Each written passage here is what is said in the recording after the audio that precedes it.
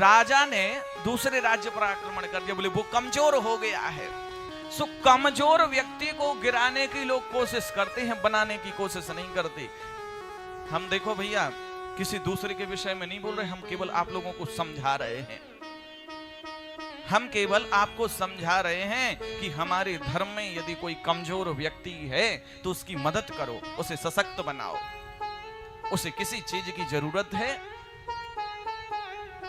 हम भाई भाई हैं। अरे हम एक माता पिता की संतान हैं, मनु और शत्रुपा की, एक पिता की संतान हैं हम। इसलिए हमारे धर्म में यदि कोई व्यक्ति कमजोर है, पैसे से कमजोर है, शरीर से कमजोर है, बेचारे के यहाँ खाने को नहीं है, तो खाने को दे आओ। आपसे जो मदद बन पड़ती है वो करो, पर अपने भाइयों के लिए करो। देखो अनेकता में रहने में कोई फायदा नहीं है, जातियों में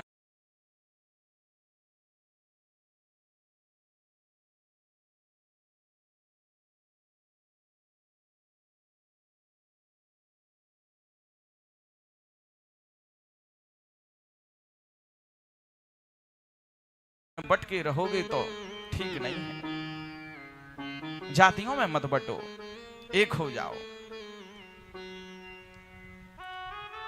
जातियों में बटने से फायदा नहीं है।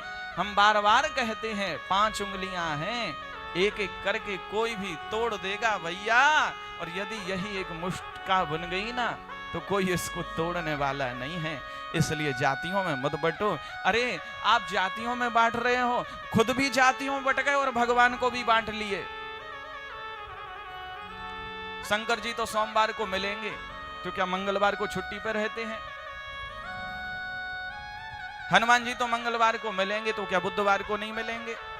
बुधवार को अब्सेंट रहती क्या उनकी? बुधवार को गणेश जी मिलेंगे तो क्या गुरुवार को नहीं मिलते? गुरुवार को तो नारायण मिलेंगे तो क्या शुक्रवार को नहीं मिलते? शुक्रवार को उनकी छुट्टी रहती क्या? हम भगवान को भी बांट लिए भैया।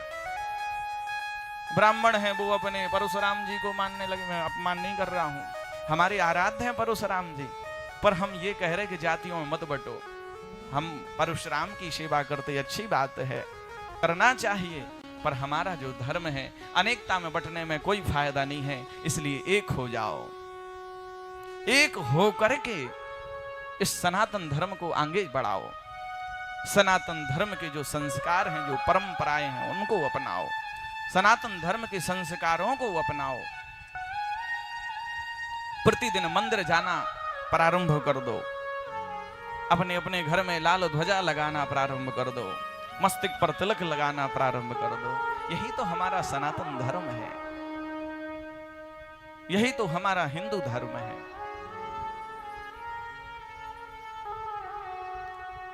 कुछ करने की जरूरत थोड़ी है, चंदन ही तो लगाना है, घर में लाल ध्वजा ही तो लगानी है, अपने अपने घर में एक एक गौ की सेवा ही तो करनी है। एक गौ की सेवा करने लगोगे तो क्या चला जाएगा भाई? करने लगो, एक एक गौ को पालने लगो। कुत्ता पालने में कितना खर्च आता है?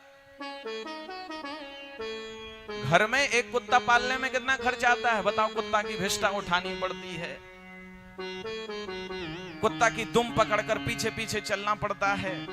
कितनी गंदी बात है, कोई सौर सपाट नहीं। पर यदि गौ की सेवा करोगे, देवी देवताओं की सेवा नहीं करोगे तो चलेगा।